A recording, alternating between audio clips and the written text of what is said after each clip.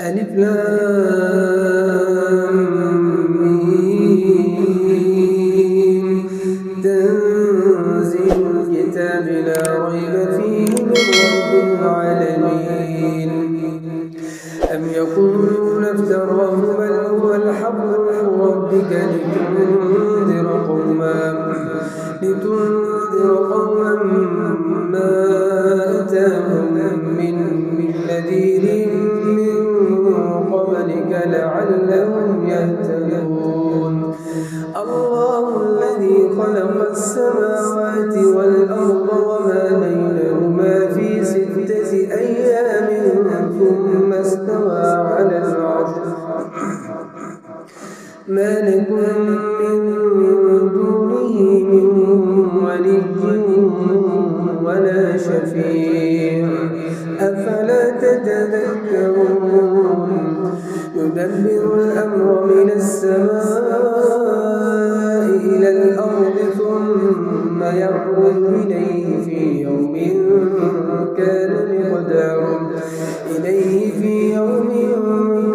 مقداره ألف سنة مما تعدون ذلك عالم الغيب والشهادة العزيز الرحيم الذي أحسن كل شيء خلقه وبدأ خلق الإنسان من طين ثم جعل نسله من سلالة من ماء مهين ثم سواه ونفخ فيه من روحه وجعل لكم السمع والأبصار والأفئدة قليلا ما تشكرون وقالوا أإذا ضللنا في الأرض أإنا لفي خلق جديد بل هم بلقاء ربهم كافرون قل يتوفاكم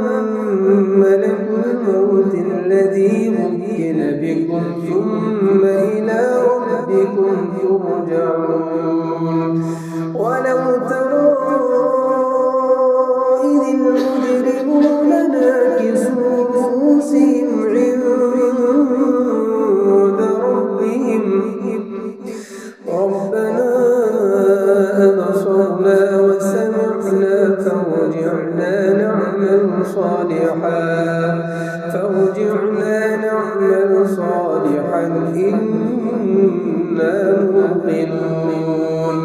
ولو شئنا لآتينا كل نفس هداها ولكن حق القول مني لأملأن جهنم